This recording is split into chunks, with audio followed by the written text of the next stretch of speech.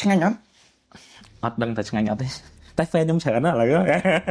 ហល់អត់ប្រយ័ត្នអត់ហល់ គឺហ្នឹងកើតឡើងប្រហែលជាខ្ទង់9ខែមុន ថ្មីជ្រើង ខ្ញុំទៅញ៉ាំអីនៅកំពង់ធំបងប្អូនប្រកាសជាស្គាល់នៅកំពង់ធំមានហាងដែលគេញ៉ាំអីបាយអីពេលទៅយើងទៅញ៉ាំនៅតំបន់ផ្សារកំពង់ធំអីហ្នឹងណានៅទីរួមខេត្តណាតែខ្ញុំមិនមែនទៅញ៉ាំនៅកន្លែងឡានក្រុងគេទេនៅហាងគេទូចតាតាមផ្លូវអញ្ចឹងណានេះបាយកំងមកទៅបាយកំង អូម្ដុំរុនទេម្ដុំអីហ្នឹង ហ្នឹងហើយម្ដុំហ្នឹងម្ដុំហូបកំងអីហ្នឹងខ្ញុំអង្គុយញ៉ាំសុកអង្គុយទៅខ្ញុំអង្គុយបាយទៅផ្លូវចេះធម្មតាទេខ្ញុំមានថាអង្គុយក្នុងហាងឯងព្រោះខ្ញុំបញ្ញាប់ហើយដឹងស្រាប់ហើយបើឯងបើដាច់ចុះខេតមួយខ្ញុំវិញមីកំប៉ុងញ៉ាំក្នុងឡានក៏ខ្ញុំទៅរួចដែរខ្ញុំថាអូចិនខ្សែត្រូវតែរកកន្លែងស្អាតអីគឺការងារជាគោលសម្រាប់ខ្ញុំគឺអញ្ចឹងអ្នកធ្វើការមួយខ្ញុំគាត់ដឹងច្រើនអត់ពិបាកទេធ្វើការមួយចិនខ្សែនេះហ៎ខ្ញុំក៏អង្គុយញ៉ាំសុកឡាន210កៅអីមួយឡានដូចយើងនិយាយថា8កៅអីឡានគៀដូចយើងទៅហ្នឹងហើយ family car ហ្នឹងហើយ family car ហ្នឹងចិត្តមកឈប់ងាក់នៅកន្លែងលក់បាយហ្នឹងហើយនៅលក់បាយហ្នឹងថាអូមកទៀតហើយដឹងតែមានរឿងអីទេឡានហ្នឹងមកទៀតហើយវើយក៏មានកូនម្នាក់គាត់ចុះពីទ្វារខាងមុខកូនស្រីប្រហែលជាខ្ទង់អាយុ20ឆ្នាំ20ស្ដាងវ័យយុវវ័យឯងគាត់ចុះមកហប់គាត់ថាអូយអីជួយខ្ចប់បាយខ្ញុំហូបប៉ុណ្ណេះមុខបាយប៉ុណ្ណេះប្រអប់ខ្ញុំអត់មើលគេដែរលឺគេនិយាយគ្នាស្អីអ្នកលក់បាយហ្នឹងថាហើយឪឯងthấyទៀតហើយអូយអត់ដឹងទេអីអើយមកអោបតាំងពីនេះមកឈឺទៅពេទ្យហមដឹងមុខសោះខ្ញុំថាហើយញ៉ាតាម៉ាក់ដឹងទៀតហើយខ្វល់ហើយអញឃើញគ្រួសារឯងយ៉ាងនេះខ្ញុំនិយាយភាសាឲ្យអ្នកនរគ្នាសម័យចេញពីការរស់នៅរបស់គាត់យើងនិយាយភាសាការរស់នៅគាត់ថាឯងតែអញ្ចឹងឯងក្រហើយ ឯងមានឪឯងមានណាតែតើឪឯងតែអញ្ចឹងឯងក្រហើយមិនថាមិនយូរទេមិនដាក់តលាឯងទេតែរយស្រួលបួមើលជាចេះណាឡើងរហូតអញ្ចឹងពេញចុះ2ថ្ងៃចុះម្ដង2ថ្ងៃចុះម្ដងហើយឪឯងឈឺអីអ្នកហ្នឹងថាអូយខ្ញុំអត់ដឹងទេខ្ញុំអត់ដឹងថាឪខ្ញុំឈឺអីទេសុកទៅជាកម្រាក់ដៃកម្រាក់ជើងលែងរួចទៅជាស្រែកថាដៃមិនមែនបោះគាត់ជើងនេះមិនមែនបោះគាត់គេកាត់ជើងគាត់ទៅបាត់យូរហើយហើយអីចឹងទៅហើយទៅអ៊ីហ្នឹងថាចុះឯងមានទៅរកគ្រូមកអីមើលអត់ថាអូយអ្នកផ្ទះខ្ញុំមានអ្នកជឿទេអីមកមានអ្នកជឿទេខ្ញុំក៏មើលទៅក្នុងឡានហ្នឹងតែមើលកន្លែងអង្គុយហ្នឹងសំពងសក់ធំ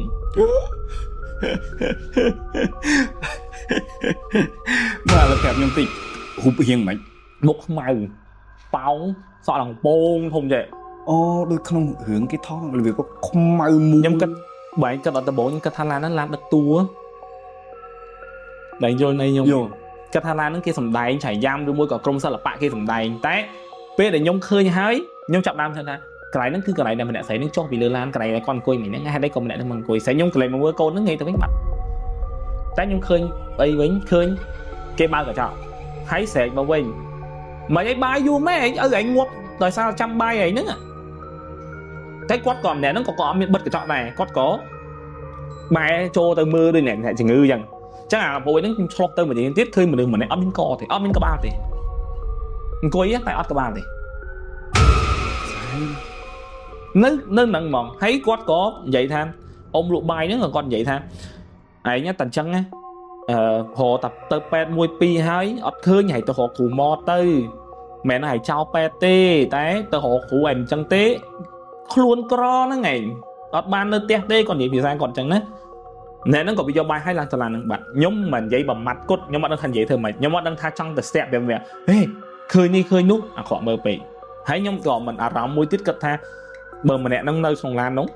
នឹងអាចមានរឿងទៅតាមផ្លូវហ្នឹងហើយប៉ុន្តែខ្ញុំអត់ដឹងថាជួយគេរបៀបម៉េចនិយាយតែគេជឿអត់ព្រោះអ៊ីហ្នឹងធ្លាប់ស្អីទៅរកគ្រូមកអត់គាត់តែផ្ទះគាត់មិនជឿអស់ហ្នឹងទេហត់តែធ្វើឲ្យខ្ញុំកាន់តែអត់ដឹងថានិយាយមិនជាមួយគាត់ហ្នឹងហើយយល់ខ្ញុំក៏និយាយក្នុងចិត្តថាចេះបើមាននិស័យខ្ញុំនឹងជួយតែបើអត់និស័យមិនដឹងថាត្រូវធ្វើម៉េចទេម្លងបាន3ខែមានគេឆាតមកខ្ញុំជំរាបសួរលេខការជឿធំទៅមើលផ្ទះនៅកំពង់ធំប៉ុន្តែខ្ញុំអត់ចាប់អារម្មណ៍ថាផ្ទះព្រោះតែកំពង់ធំខ្ញុំមើលច្រើនទៅដល់ហ្នឹងគឺខ្ញុំឃើញផ្ទះខាងក្រុមថ្មលើឈើតែរៀងធំគ្រាន់បើដែរខាងក្រៅនេះសុទ្ធតែគ្រឿងសង្ហារឹមគ្រប់តង់បច្ចៈតិចត្បូងឃ្មុំអត់ទេកំពង់ធំបាទឃើញគឺគ្រឿងសង្ហារឹមគេដាក់នៅខាងក្រៅផ្ទះតែគេគ្រប់តង់កស៊ូពណ៌ទឹកប៊ិចអាតង់កស៊ូយើងហ្នឹងយើងឃើញអាមកទឹកប៊ិចមកទីបៃតងហ្នឹងខ្ញុំក៏ចូលដល់ក្នុងផ្ទះហ្នឹងខ្ញុំចូលដល់ក្នុងផ្ទះហ្នឹងខ្ញុំថាអូផ្ទះនេះគ្រឿងសង្ហារឹមអីក៏ ច្រើនមិនឲ្យទុកនឹងក្រៅអញ្ចឹងមិនខូចអស់ហីម្ដាយគាត់ហ្នឹងដែលត្រូវជាប្រពន្ធរបស់អ្នកដែលខ្ញុំទៅមើលក្នុងផ្ទះហ្នឹងយំមកដល់អស់ហើយអូនអស់ហើយពីផ្ទះធំណាអូនរបស់នេះសុទ្ធតែនៅក្នុងផ្ទះទេឥឡូវអស់ផ្ទះហើយអស់ផ្ទះសម្បែងហើយមកនៅផ្ទះប៉ុណ្ណឹងអត់ដឹងដាក់តាណាអញ្ចឹងក៏យកដាក់ក្រៅទៅអូនអើយហើយគាត់ភាពរាប់ទួយសោកថាគាត់អ្នករកស៊ីអីធំនៅស្រុកនឹងអីអ្នកណាក៏ស្គាល់ដែរតែដោយសារតែចេះមួយចុះពីរទៅឈឺលេចកាត់ជើងដបងព្រោះសារអុកសុកអុកសានក៏អស់ទ្រព្យអស់អីផលីងទៅអញ្ចឹងក៏ចាប់ដើមខ្ញុំមិនណាទៅចាក់ហុកអីគេនិយាយចាក់មិនចាក់ហុកចាក់ឲ្យគេនិយាយយំទៀតយើងមិនទៅប្រធានបទផ្សេងដាចុះខ្ញុំអញ្ចឹងម្ដាយនឹងគាត់អញ្ចឹងក្មេងម្នាក់មួយស្រីដែលគាត់តាក់ទងមកខ្ញុំនឹងនៅឈរក្រោយគៀតម្ដាយគាត់ហើយមានសាច់ញាតិគាត់ពីរនាក់ទៀតខ្ញុំគាត់ថានោះណាគេអង្គុយនៅកៅអីបែរតែគឺអាកៅអីឈើហងទេខ្ញុំមិនដឹងថាហ្នឹងអង្គុយទៅជើងហ្នឹងហើយហងទេហ្នឹងហើយតែបងណាគេអង្គុយលើកៅអីនោះ5ថ្ងៃគាត់កន្លែងមានណាលោកគ្រូអ្នកអង្គុយលើកអីណានោះកៅអីឈើដូចប៉ៃនោះអត់មានផងអ្នកគាត់ថាអត់មានផងខ្ញុំថាហើយចុះមិនអត់គ្របតាំងអញ្ចឹងខ្ញុំសួរហើយចុះមិនអត់គ្របតាំងអញ្ចឹងភ្លេចគ្របគាត់និយាយប្រាប់ខ្ញុំថាភ្លេចគ្របខ្ញុំប្រឡប់គាត់កុំឲ្យគាត់សង្ស័យថាខ្ញុំឃើញស្អីខ្ញុំប្រឡប់តាមមិនបើអត់គ្របតាំងអញ្ចឹងគាត់ថាគាត់បានគ្របទេកៅអីនឹងព្រោះអាសាអង្គុយយល់ឡើយហ្នឹងអញ្ចឹងគាត់ឃើញទាំងអស់គ្របទាំងអស់អត់តាកៅអីនឹងមួយទេដែលអត់គ្របហើយខ្ញុំក៏ដាប់មើលផ្ទះគាត់ធម្មតាមិនបាច់និយាយរឿងក្តារបវលអីទេដឹងតែខុសទិសតិចទីអស់ហើយចូលទៅគឺផ្ទះហ្នឹងគឺខុសខំសួយទាំងអស់កន្លែងខ្លះភ្លឺខ្លាំងកន្លែងខ្លះខ្យល់ខ្លាំងកន្លែងខ្លះហប់ឈឹងកន្លែងខ្លះងឹតយកបដ ாய் ហើយផ្ទះហ្នឹងគឺខុសខំសួយទាំងអស់និយាយទៅបងប្អូនយល់ថាចេះមនុស្សកំពុងតែតល់មនុស្សកំពុងតែជក់រឿងមួយដែលកំពុងតែប្រឈមអត់មានពេលទៅរៀបចំតែស្អាតបាតទេអញ្ចឹងផ្ទះហ្នឹងគឺខុសទាំងស្រុងទៅហើយអញ្ចឹងខ្ញុំដើរចូលទៅដល់ខ្ញុំឃើញអ៊ំប្រុសម្នាក់ហ្នឹងគាត់គេងនៅលើខែអាខែដូចខែខ្មែរខែក្តារយើងហ្នឹងហើយមើលដឹងហើយមានខោទឹកនោមព្រៀងខ្យល់ព្រៀងអីដូចយើងឃើញអ្នកជំងឺអញ្ចឹងហើយស្គមអស់សាច់ហ្មងដល់ពេលហើយខ្ញុំក៏សួរខ្ញុំក៏ទៅអង្គុយជាទូទៅខ្ញុំចូលចិត្តអ្នកដែលគាត់អញ្ចឹងខ្ញុំតែងតែសួរលើកទឹកចិត្តអីព្រោះមនុស្សបងប្អូនដឹងហើយអ្នកដែលគាត់មានប្រវត្តិអ្នកដែលមានជំងឺនៅក្នុងផ្ទះយើងមើលថាទៅមុខឬមួយក៏គាត់ថយក្រោយយើងមើលតែមុខគាត់ទៅចំអកខោចក៏ពេលមាត់បាសអីហ្នឹងក៏ផ្នែកល្អអីហ្នឹងគឺសុទ្ធតែធៀមហើយអញ្ចឹងខ្ញុំមើលទៅគាត់ឃើញអញ្ចឹងមែនអញ្ចឹងខ្ញុំគាត់ថាចេះហើយគាត់ឈឺអីបានអស់ថ្នាក់ហ្នឹងគាត់ថាអត់ដឹងទេលោកគ្រូអើយទៅពេទ្យអស់ហើយទៅវៀតណាមទៅថៃទៅអីអស់ហើយអស់អាលីងហើយថារត់ទៅសិង្ហបុរីតែបើទៅសិង្ហបុរីមកវិញគេអត់ដឹងជំងឺទៀតគឺគាត់លក់ផ្ទះនឹងចោលមកអញ្ចឹងគាត់សម្រេចចិត្តថាអត់ទៅអញ្ចឹងគាត់ចូលព្យាបាលតេតក់នៅក្នុងប្រទេសតែព្យាបាលអត់ទៀតទេហើយភាគច្រើនជំងឺចេញមកគេថាគាត់នឹងមានបញ្ហាអារម្មណ៍ខ្លួនឯងចេះតែគិតថាខ្លួនឯងអស់កម្លាំងតែទាំងគាត់មានកម្លាំងតែរឿងគាត់ស្គមទៅដោយសារតែគាត់អត់ធ្វើសកម្មភាពអីទាំងអស់តែកូនគាត់ក៏ប្រាប់ដែរថាជំងឺនោះវាចម្លែកត្រង់ថាគាត់ដាក់សាច់មើលដំបងសាច់ដៃឈាមអីគឺធម្មតាទាំងអស់ប៉ុន្តែគាត់ចេះតែនិយាយថាដៃគាត់នឹងស្ពឹកដល់កដៃចេះស្ពឹកធ្វើអីអត់កើតទេតែចេះស្អីគាត់ធ្វើកើតគេឃើញគាត់យកកៅទឹកយកអីបានប៉ុន្តែគាត់ខ្លួនឯងនេះនិយាយប្រាប់គេថាអញឈឺដៃណាហើយយកទៅពេទ្យខាងវិទ្យាសាស្ត្រគេពិនិត្យទៅគេថាអត់អីទេតែគេថាគាត់មានបញ្ហាអារម្មណ៍ក៏ឲ្យគាត់ញ៉ាំថ្នាំអារម្មណ៍ទៅមួយគេឯងថ្នាំអារម្មណ៍នឹងមួយគេក៏អត់ធ្វើសកម្មភាពតាំងពីពេលហ្នឹងមករហូតដល់រីងរៃស្គមដៃស្គមជើងទៅអញ្ចឹងអត់ដឹងថាជំងឺអីប្រកបអញ្ចឹងក៏គាត់ចេះតែមើលព្យាបាលលេចកើតជើងត្បូងទៅអញ្ចឹងក៏ឆែកដល់ផ្ទះគាត់សុកខ្ញុំក៏ឡើងដល់កតុបទី1កតុបជន់ឡើងទឿមិនអាហ្នឹងដូចថាអាកតុបខាងក្រោមអាផ្ទះខាងក្រោមថ្មហ្នឹងប៉ុន្តែដូចខ្ញុំនិយាយចឹងវាមិនមែនអាថ្មក្រោមធម្មតាយើងទេដូចថាផ្ទះដូចមួយល្វែងចឹងប៉ុន្តែអាខាងលើគេធ្វើឈើយោហ្នឹងហើយអញ្ចឹងអាខាងខនថ្មហ្នឹងវាមានឡើងទឿកតុបមុខមួយកតុបក្រោយមួយកតុបមុខហ្នឹងគឺជាកតុបរបស់គាត់ប៉ុន្តែក្នុងកតុបហ្នឹងគឺខ្ញុំចូលទៅគឺអត់មានអារម្មណ៍ល្អមកដោយសារតែខែអីនិយាយទៅគឺយើងមានអារម្មណ៍ថាអត់មានមនុស្សនៅកតុបហ្នឹងមិនមែនមនុស្សនៅទេអញ្ចឹងខ្ញុំក៏សួរថាអ៊ំកតុបនេះកតុបរបស់អ្នកណាដល់កតុបរបស់គាត់ឲ្យមួយប្តីគាត់នឹងឯងប៉ុន្តែគាត់អត់ដែរគេងទេព្រោះគាត់ទុកចោលទៅចេះតែរៀបទៅព្រោះអាវ៉ាន់អីគ្រឿងឈើអីចេះតែញាត់ក្នុងផ្ទះទៅអាណាល្អកុំឲ្យហាភ្លៀងអញ្ចឹងណាដល់ពេលចូលបន្ទប់ក្រោយកតុបអាសនៈបើកប៉ាប់ខ្ញុំអត់ថាអូមានកតុបអាសនៈដែរមានតាបងអ៊ំប្រុសហ្នឹងដល់ពេលឲ្យតាំងគាត់នេះមកអត់សូវមានអ្នកមកគ្រប់ទេសតែពីពីមហូមពេញបាយផ្សេងអីផ្សេងហ្នឹង ខ្ញុំចាប់អារម្មណ៍មួយមានឈើមួយដើមក្បាលមកលកាំងពាក់សក់នៅឯបមួយអាសនៈហ្នឹងហ្មងឥឡូវតោះថាអាសនៈប្រហែលស្នាក់យ៉ាងនៅគៀនហ្នឹងមានឈើមួយដើមដាក់ក្បាលមកលកាំងពាក់សក់ខ្ញុំក៏សួរអូយអ៊ំមិនបានអាសនៈនេះហៀបចម្លែកខុសពីខ្ញុំរកឃើញគាត់ថាមានអាណាហ៊ានចូលទេបន្ទប់នេះ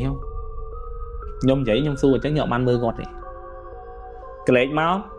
អត់មានណាចូលបន្ទប់ហ្នឹងណាមានតែខ្ញុំមួយពួកគាត់ឈរនៅក្រៅបន្ទប់កន្លែងមាត់ចដើហ្នឹងណៃយល់អត់គេនិយាយប្រាប់ថ្ងៃថាម៉េចបន្ទប់ហ្នឹងអត់មានណាគេហ៊ានចូលទេហ្នឹងហើយខ្ញុំក៏លៀកមកប៉អត់មានណាចូលមែនចូលតែខ្ញុំមួយទេពួកគាត់ឈរចាំនឹងក្រៅទ្វារនោះបើកទ្វារមកតែអត់ឆ្លងទ្វារទេមកយល់នៃខ្ញុំអត់ទាំងអស់គ្នាកន្ទប់ផ្សេងគាត់ទៅជាមួយយើងកន្ទប់នេះគាត់អត់ចូលទេគាត់នៅព្រំបតូលទ្វារហ្នឹងទាំងអស់គ្នាហើយគាត់សុកចិត្តឆ្លើយជាមួយខ្ញុំ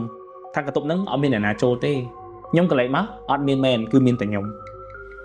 តែខ្ញុំគិតថាពួកគាត់ដើរតាមខ្ញុំតាហើយខ្ញុំថាចេះធ្វើស៊ីទៀតខ្ញុំថាធ្វើស៊ីខ្ញុំមិនតានេះអត់មកទេណាទៅធម្មតាចេញមកវិញគាត់តែចុះមកដល់ក្រោមពឹបខ្ញុំឃើញម្នាក់សំពោនឹងមកលកាំងហ្នឹងមកអង្គុយជើងពីរជ្រាត់ជន់ពោះគាត់ហើយចាប់ហែងធុងគាត់នៅអ៊ុំប្រុសយូរមែនតែឃើញអត់មានសកម្មភាពនេះដូចស្កប់ហ្នឹងហើយប៉ុន្តែក្បាលមកលកាំងអត់មនុស្សអង្គុយហ្មងខ្មៅផឹបខ្មៅអត់មានកៅអៅទៀតស្អាតអាក្រាតកាយខ្មៅទាំងអស់សក់ធំហ្មងហើយអង្គុយម៉ាក់សំងាំងចឹងខ្ញុំថាខ្ញុំនិយាយប្រាប់អ៊ំចុះមកវិញខ្ញុំថាម៉េចទៅមើលលើទៀតទេអ៊ំហ្នឹងមិនមែនឈឺទេត្រូវរបស់គេហើយប៉ះរបស់គេហើយគាត់ថាដឹងតែប៉ះហើយលោកគ្រូបើផ្ទះខ្ញុំពីមុនជាងឈើហ្នឹងហើយទៅគាត់ថាអូតែជាងឈើរកស៊ីមុខរបរហ្នឹងប្រកាសជាចេះអាជំនាញវិជាហ្នឹងហើយឈើណាមិនអីមិនមុនទៅយកមុនទៅអីខ្ញុំជឿថាគាត់ចេះអស់ហើយមិនងាយប៉ះទេមានអីផ្សេងទៀតអត់គាត់ថាអត់ទេលោកគ្រូផ្ទះខ្ញុំមាននឹងឈើក្រទៅវិញក៏ប្រហែលជាក្រនឹងឈើហ្នឹងដែរគាត់និយាយអញ្ចឹងហើយខ្ញុំថាចុះបើខ្ញុំប្រាប់ថាមានគេជន់លើពោះគាត់ចាប់ហែងទ្រូងគាត់តើមានជួយខ្ញុំអត់ខ្ញុំនិយាយប៉ុណ្្នឹងហើយអ៊ំហ្នឹងគាត់ផងើបកគាត់ហើយកូនគាត់រត់ទៅកងហើយខ្ញុំថានិយាយត្រូវរឿងណាអញ្ចឹងកុំដល់អាចជឿខ្ញុំថ្ងៃនេះបែងជួយធ្វើឲ្យខ្ញុំបន្តិចគេអាកណាត់ក្រហម2ទឹក2ម៉ែត្រ2ទឹកដាក់បាយសឡបាយស3មាន់ស្ងោរតែកុំឲ្យឆ្អិនពេក1សឡមួយចានចៀនមួយចានអង្គមួយចានអំបិលមួយចានទៀនក្រហម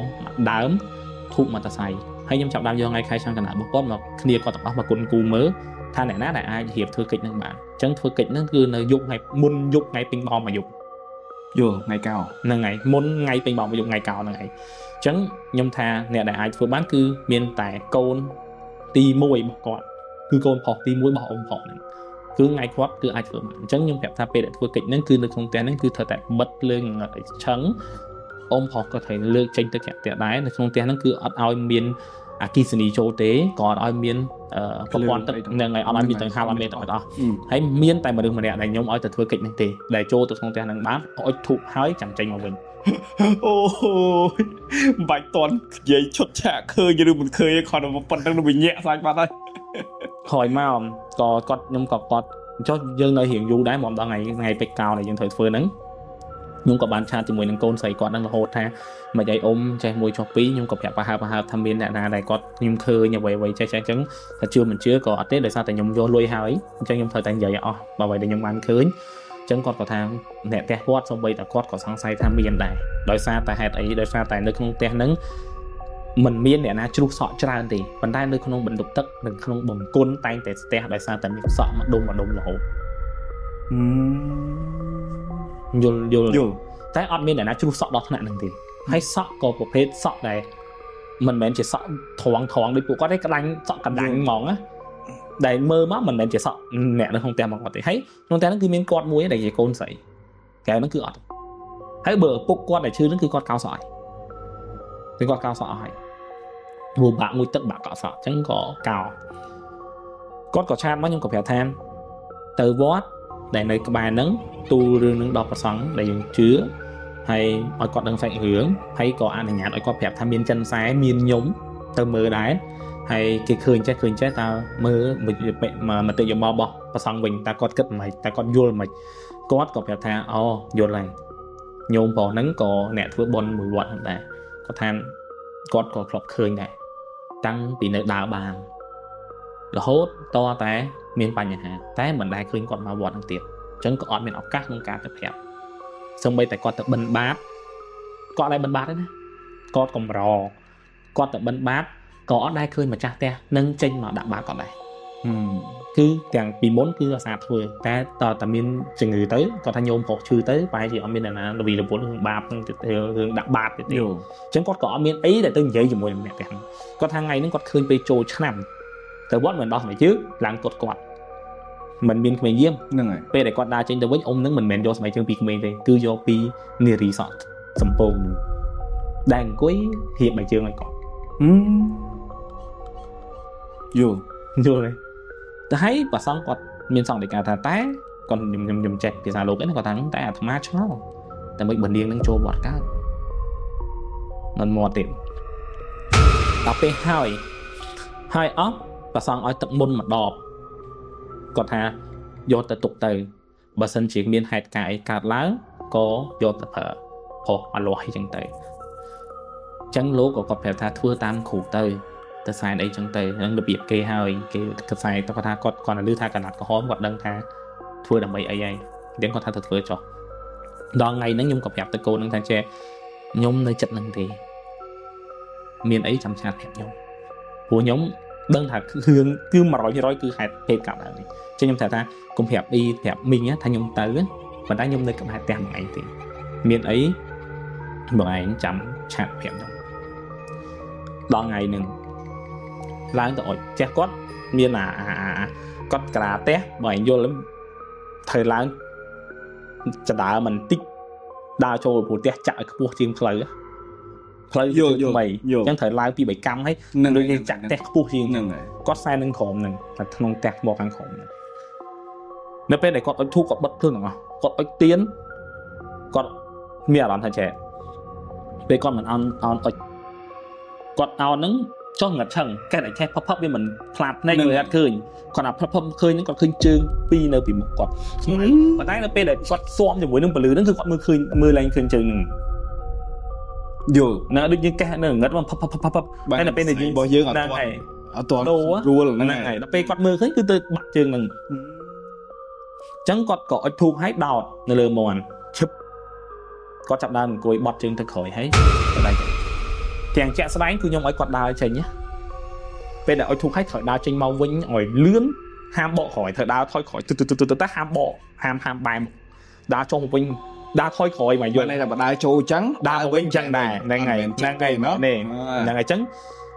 cứ gọt ọt này trắng cô sẽ nắng quạt có voi mà thành lục hú che là hốt đó quát video khó tu sập ngồi nhom nơi là sẽ làm đã chấp đám sẵn lắng này cua ở đăng tham mạch khủ phẹp tha ai ngớp tay mạch ta chỉ ăn ngớp hay quát bu quát cua trô tay ọt mà khủ phẹp tha tài là ai trô tức phải hưởng không tiền chẳng nhóm có phẹp tham nhóm phải đài anh về thoáng món ớt của họ ấy phải đài surprise tiền rồi đón thua ấy là đi mà ấy nhóm than này nghiệm còn toàn à trăm tích mà stu khói sẽ quát stu ngớp cho lại mà hay hột tranh mau sầm đáy mà họ cả ấy ôm để cái lơ quạt đã lơ cái ấy hồi những thấy cái quạt cái ra côn mà xa ấy chứ cái kêu non nhưng mà túc chắc cả lắng cứ khăng mình đem mà hột mon khăm bay à nè này quạt nó khăm vai thì mới cứ thời tại đo là ôm này hốt đo ôm muốn mạch co ôm nó hột bao giờ mạch co ấy ra ấy ba côn anh hãy vô té anh ấy từ so anh thưa hãy chật hãy tay anh thưa hãy ngộp chắc anh thưa hãy tiếc nơi bị anh chẳng tỏ móc cái chập quạt của vì mất còn nơi tại đây nó ôm nó là slate thấy nhóm có cho vì lỡ lát đa trồ តែចូលកូនស្រីហ្នឹងគាត់ក៏ទៅនាំខ្ញុំមកទៅទួលស្រីបងគាត់ហ្នឹងដាក់មួយដៃបដ ாய் ដាក់ម៉េច អត់ទេដាក់អាមួយច្បាច់កទៅខ្លួនឯងហ្នឹងកូនភាសាមួយធំដាក់វឹកដួលប្រាវងើបមកច្បាច់ម្ដងទៀតតែគេខាត់ជាប់ម្ដងហើយស្រីខ្ញុំថាចុះលោកក៏មានឲ្យអីអត់គាត់ក៏យកអាទឹកហ្នឹងមកចាក់លើម្នាក់ហ្នឹងទន់ហ្មងដូចមនុស្សត្រូវភ្លើងហើយត្រូវជួងឈ្ងៀមអញ្ចឹងអង្គុយហើយនិយាយថាយំទួញសោកថាវាកាប់ផ្ទះអញវាកាប់ផ្ទះអញវាយកផ្ទះអញមកធ្វើប្រជុំឲ្យគេវាយកផ្ទះអញមកធ្វើផ្ទះឲ្យគេនៅវានិយាយគាត់ថានិយាយមកគឺរបៀបមនុស្សស្រីត្អូញត្អែយល់ទេ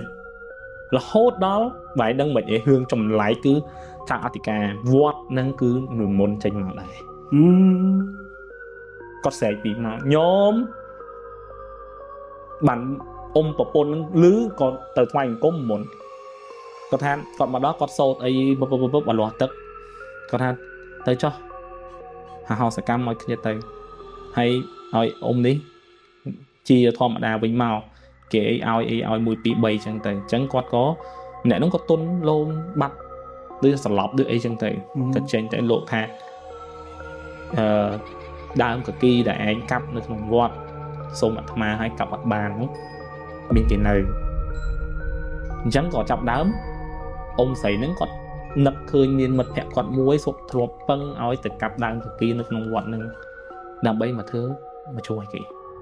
ទាំងបងស្រីហ្នឹងក៏បងប្រុសហ្នឹងក៏ធ្លាប់ប្រកែកថានៅលើលោកហ្នឹងកម្រមានអ្នកណាយកដើមកគីមកធ្វើមកឈូសណាស់អញ្ចឹងបងឯងដូចនេះពេកហើយមិនបាច់ធ្វើទេចេះ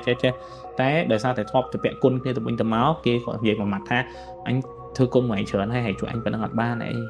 អញ្ចឹងក៏ថ្នាក់ចិត្តក៏ទៅសុំលោកក៏អត់ឲ្យដែរ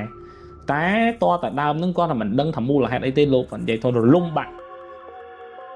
ក៏គាត់ហ្នឹងតែទិញដើមគីហ្នឹងពីកូនសិស្សពីដូចយាយតានៅវត្តទាំងលោកហ្នឹងក៏អត់ដឹងថាមានគេទិញដែរអញ្ចឹងគាត់ថាបាក់ដើមហ្នឹងគាត់មិនមែនមានន័យថាជាចេតនាទេក៏មិនមែនថាជាគ្រោះធម្មជាតិអីទេគាត់ថារឿងរៀបចំទេបានបាក់តែមែនធ្លាប់មានគេ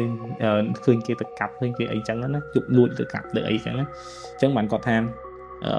អ្វីដែលគាត់ថាមហេតុអីបាននៅតែធ្វើ3ថ្ងៃក្រោយឲ្យនឹងក្អួតឈាមប្រាវមានឈាមរាវឈាមកកដុំអីចឹងទៅដល់ពេទ្យទៅពេទ្យមើលដឹងថាគាត់ឈឺអីលេចកើតថ្លើមអីណាណីទៅព្យាបាលមានសាច់មានឈាមព្រោះដល់ថ្ងៃហ្នឹងទៅហើយចាំបានតែរងថ្ងៃនេះគាត់នៅសុខភាពល្អហើយគ្រឿងឈើគាត់ទាំងប្រហែលគឺគាត់ចាប់ដើមហុញទៅតាមវត្តកត់អីផ្សេងមួយទៅលោកញ៉ាំទៅលោកក្បាប់លោកណាហើយទៅអាណាអត់ទេតែគ្រឿងឈើគាត់ឯងនិយាយហ្នឹងគឺអាគ្រឿងល្អគ្រឿងណាដែលល្អគាត់បូជាគាត់ដុតដែរគាត់បូជាណាគាត់បុតចុះតកតងជាមួយនឹងមកឲ្យមានឱកាសបានសួរថាអាសនៈរបស់គាត់ហេតុអីមិនមានមកលកាំងមានសក់អត់បានសួរអត់បានសួរព្រោះក្រោយមកឮថាផ្ទះហ្នឹងត្រូវព្រោះគាត់រៀងធូរអញ្ចឹងណាព្រោះអញ្ចឹងទៅគាត់ថាលែងមានអាសនៈលែងមានអីតែដល់ផ្ទះនោះគេរៀបអាសនៈខាងបងផកគេនោះវិញហ្នឹងហើយទៅក៏អត់បានសួរហ្នឹងតែខ្ញុំខ្ជិលម្លឹកតែប៉ុតមែនតែខ្ញុំភ្លេចសួរមែននិយាយថយខ្ញុំភ្លេចសួរហ្នឹងដឹងតែអាក្រក់សាហាវមែនអូយខ្ញុំចង់និយាយថាចេះបងប្អូនទាំងអស់គ្នាសាកកិនចេះយើងជាបុគ្គលដែលមិនឃើញដោយចៃដន្យដោយប្រការណាមួយឃើញមកឈឹបតខ្ញុំនិយាយបងបាទអញ្ចឹងម្នាក់ដែលអត់ដែលឃើញនេះសម័យខ្មោចរូបភាពមិនលងរបៀបមិនចេញឈុតណាតខ្ញុំនិយាយតែដល់បងម៉ងឃើញស្ដាយអាណាមិនទៅខ្ញុំចង់និយាយដល់ចេះបងប្អូនមានខ្លះដូចនឹងគេថតមែនដូចនឹងយើងឃើញតែគេបង្ហាញយើងមែនតែខ្លះទៀតវាមិនអាក្រក់ដូចយើងគិតទេណែកន្លែងដែលហូបមនុស្សស្អីខ្មៅសក់សពងគួយហែងធុងហ្នឹង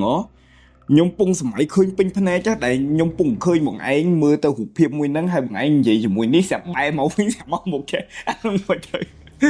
អត់ទេមានឈុតហ្នឹងឯងនៅផ្ទះមកឈុតហ្នឹងឯងញ៉ាំសាច់បេះហើយបងប្អូនមកទៀតមកហើយជួយ comment ថាអូខេនេះគឺជា episode ទី11តើបងប្អូនទាំងអស់គ្នាដាក់ជឿមួយណាក៏ដោយប្រសងដែរ chụp lại nơi thua chỉ chơi nhìn xong thì càng thay